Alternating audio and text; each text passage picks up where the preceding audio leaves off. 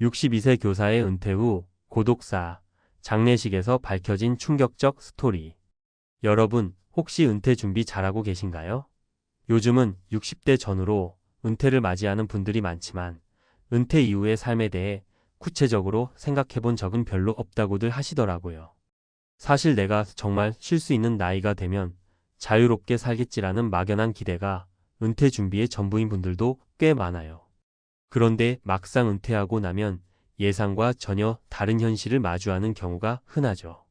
오늘은 조금 가슴 아픈 이야기를 해볼까 해요. 62세까지 교직에 몸담았던 분이 은퇴 후 제대로 된 사회적, 경제적, 정서적 준비 없이 홀로 지내다가 고독사로 발견된 사건이 있었어요. 장례식장에 모여든 지인들은 모두 충격을 금치 못했다고 해요. 평소에 성실했고 사람들에게 존경받는 분이었는데 어떻게 이런 일이? 라는 마음 다들 공감하시죠? 은퇴 후 삶이 생각만큼 낭만적이지 않을 수 있다는 것을 극단적으로 보여준 사건이었어요. 이 이야기가 유난히 안타까운 건 이분이 교직 생활 당시에는 학생들과 동료 교사들로부터 존경도 많이 받고 사회적 지위도 꽤 있었거든요.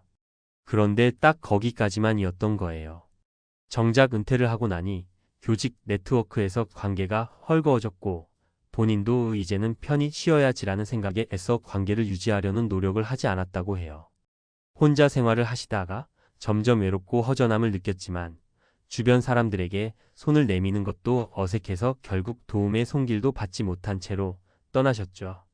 이게 남일 같지 않은 게 우리 모두가 언젠가는 직업에서 물러나게 될 테니까요. 그래서 오늘은 은퇴 이후의 삶을 대비하는 데 있어 실제로 마주칠 수 있는 3가지 사례를 구어체로 조금 친근하게 전해드리고 싶어요.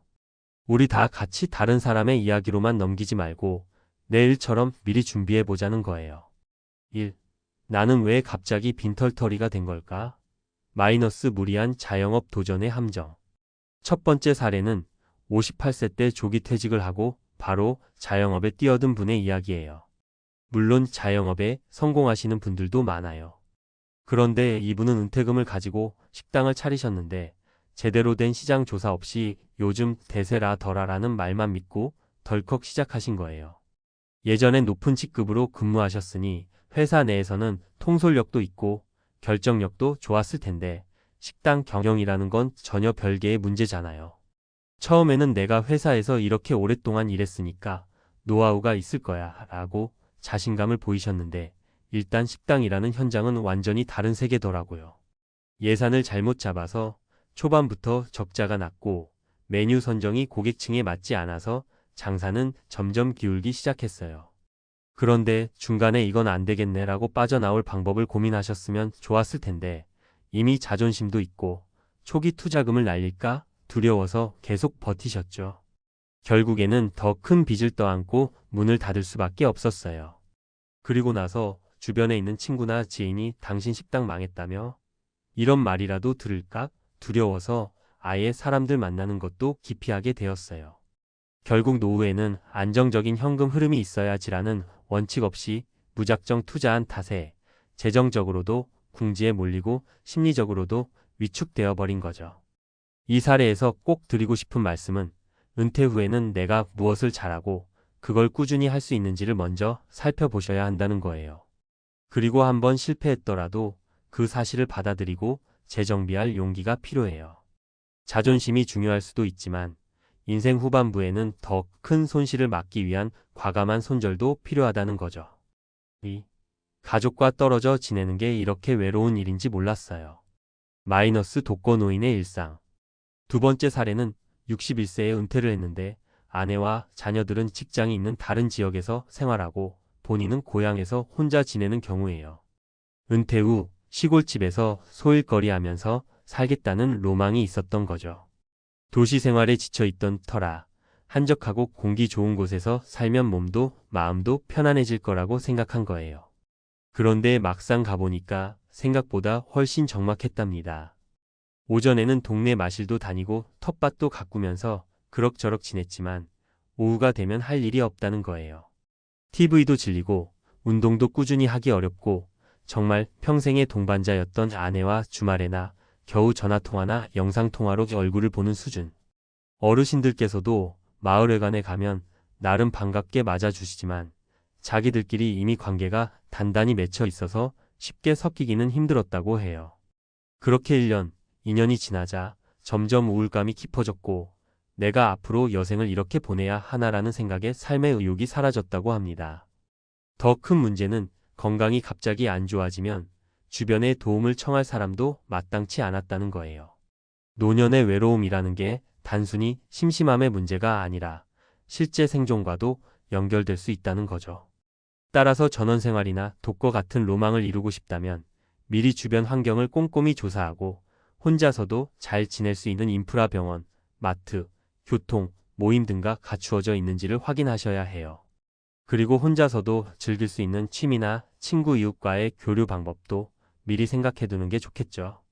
이분이 결국 몇 년 만에 다시 도시로 돌아와 가족과 재합류했을 때 이미 체력적으로나 경제적으로 어려움이 생겨서 그래도 일찍 결심하기를 다행이다 라고 하셨대요. 3. 내가 아직도 누군가에게 필요한 사람이 될 수 있을까? 마이너스 새로운 도전을 멈추지 않은 사례. 마지막 세 번째 사례는 은퇴 후에도 활기차게 지내시는 분의 이야기예요. 자칫 우울한 이야기만 늘어놓다가 은퇴 생활이 너무 부정적인 것처럼 느껴질까봐 이번에는 조금 희망찬 케이스를 말씀드려 볼게요. 70세가 넘어서도 꾸준히 건강을 챙기며 주변 사람들과 관계를 맺고 사시는 분이 있어요. 젊을 때 교직 생활을 하셨고 은퇴 후에도 평생교육이라는 사명감으로 지역 도서관이나 평생학습관에서 재능기부 형태로 글쓰기 강의를 해주고 계세요. 처음에는 이 나이에 누가 내 강의를 듣겠어라는 생각에 망설이셨는데 막상 강의를 열어보니 기대 이상의 호응이 있었다고 해요. 그리고 이분은 강의를 하면서 젊은 수강생들과 친해지고 삶의 활력을 계속 얻고 있다고 합니다. 이렇게 사회에 기여한다고 느끼니까 자신이 여전히 필요한 사람이라는 자존감도 높아지고 그 덕분에 건강도 더 잘 관리하게 되었다고 해요. 듣는 저희도 괜히 기분이 좋아지잖아요. 사실 이 사례는 은퇴 이후에 내가 어떻게 하면 계속해서 성장하고 사회와 연결될 수 있을까? 라는 질문을 던져보면 좋겠다는 걸 알려주는 것 같아요. 꼭 돈을 버는 활동이어야만 의미가 있는 건 아니에요. 자기가 좋아하는 일로서 타인에게 도움이 되고 그 과정에서 즐거움과 관계를 얻을 수 있다면 그게 은퇴 이후 삶을 더욱 빛나게 해주는 요소라는 거죠. 은퇴, 더 이상 끝이 아닌 새로운 시작을 준비하는 자세. 여러분, 지금 소개해드린 세 가지 사례가 모두 남일 같지 않죠? 교직에서든 기업에서든 어느 직종에 있든 간에 우리는 모두 결국 언젠가는 은퇴를 맞이해야 해요. 문제는 은퇴를 맞이하는 그 순간부터가 마치 인생의 끝처럼 느껴진다는 거예요. 그런데 사실은 그렇지 않잖아요. 내 몸이 허락하는 한, 여전히 세상을 보고 경험하고 살아갈 수 있는 시간이 생각보다 많아요. 은퇴 후에도 여전히 삶이 이어지는데 그 긴 시간을 그냥 빈둥거리기만 하면서 보내고 싶지는 않겠죠. 그래서 꼭 잊지 말아야 할 핵심 포인트를 정리해 볼게요. 재정적 준비 적어도 은퇴 후 20년 이상은 버틸 수 있을 정도의 안정적인 자금 흐름을 확보하는 게 좋아요. 무리한 투자나 무계획적 자영업보다는 철저한 시장 조사와 리스크 관리가 필수예요.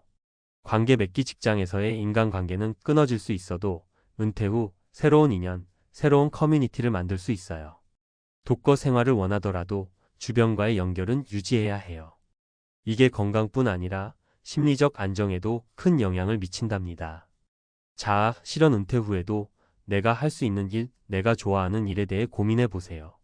그게 취미든 재능 기부든 봉사든 혹은 소소한 부업이든 상관없어요. 자신의 가치를 재발견할 수 있는 무언가가 필요해요. 우리 모두가 62세 교사의 안타까운 일을 듣고 정말 남일 아니구나라고 느꼈으면 좋겠어요. 은퇴를 했다고 해서 갑자기 세상이 바뀌는 건 아니지만 우리가 그 전과 똑같은 삶의 방식이나 태도로 살아가긴 어려워요. 그러니 미리 준비하고 주변의 도움도 요청하고 나 자신에게도 솔직해져야 해요. 은퇴라는 말만 들어도 왠지 마음이 갑갑해지는 분들이 계실 거예요. 나는 아직 멀었는데? 하실 수도 있지만 빠르면 빠를수록 좋아요. 조금씩 생각해두고 그에 맞춰 작은 실천이라도 해보면 인생 후반부가 훨씬 탄탄해지고 안정감도 생긴답니다. 마지막으로 혹시나 현재 은퇴 생활을 하고 계신 분들 중에 나도 그 62세 교사처럼 점점 사람들과 멀어지고 있지는 않나? 하는 고민이 드신다면 지금이라도 가볍게 전화 한 통, 문자 한 통 지인들에게 해보면 어떨까요? 사회적 관계는 어떤 의미에서 그 자체로 보험 같은 역할을 하거든요. 은퇴는 어쩌면 우리 인생에서 새로운 시작일지도 몰라요. 직장에서 벗어난 자유와 그동안 못 누렸던 소소한 행복을 찾아가면서도 또 한편으로는 스스로를 지킬 수 있는 전략이 필요한 시기. 여러분이 이 글을 읽으시면서 조금이라도 은퇴 후의 삶에 대해 미리 생각해 보실 수 있다면 좋겠어요. 우리 모두가 은퇴 후에도 건강하고 풍요로운 삶을 살아갈 수 있도록 함께 고민하고 소통해 나가길 바랍니다.